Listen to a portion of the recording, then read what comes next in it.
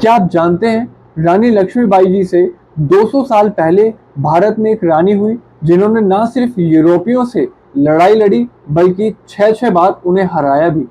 जी हाँ, मैं उन्हीं पहली स्वतंत्रता सेनानी रानी अब्बक्का चोटा जी के बारे में बात कर रहा हूँ। वेलकम टू सिविल साथी विनय शर्मा चैनल। तो आज हम बात करेंगे रानी अब्बक्का जी की, जिनको पहली स्वतंत्रता सेनानी और रानी अभया भी कहा जाता है। तो रानी अभया के पीछे एक कहानी है छोटी सी, जिसमें वो जैन धर्म से संबंधित जो है वो संप्रदाय से आती थी, वंश से आती थी, और वही जैन धर्म जो अहिंसा और सतमार्ग की बात करता था। लेकिन वह ये भूल गए थे पोर्तुगीज कि यही जैन धर्म अपनी आत्मरक्षा के और समाज के रक्षा के लिए भी तत्पर खड़ा रहता है। रानी अब्बक्का ने 1555 में स्टार्ट हुए पहले युद्ध से, जो कि पुर्तगाल के खिलाफ हुआ, पोर्तुगीज के खिलाफ हुआ, से अपनी विजय को स्थापित करना स्टार्ट कर दिया।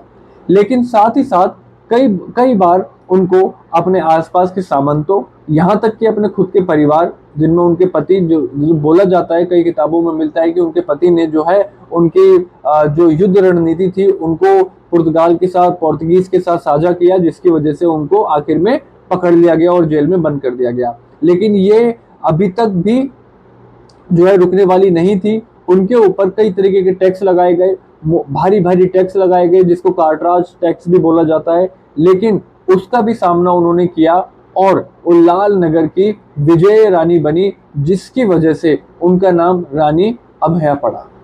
तो अगर आप एस्पिरेंट हैं तो आप जानते होंगे कि कुछ ऐसे किरदार जिनको भुला दिया जाता है, जिनको किताबों में जो है या तो बहुत सीमित स्थान मिलता है, बहुत लिमिटेड पार्ट उनमें उनके बारे में बोला जाता है, या फिर कम बताया जाता है। तो हम इस चैनल के थ्रू जो है यही कोशिश करेंगे कि रानी अब्बक्का, जो कि एक महान स्वतंत्रता सेनानी थी, कि उनकी गाथा, उनका जो था स्ट्रगल हर घर तक पहुंचे। हर एक बच्चे को, हर एक स्टूडेंट को, हर एक एस्पिरेंट को पता होने चाहिए कि उनका इतिहास, उनका समाज किस तरीके से आज इतना सशक्त है।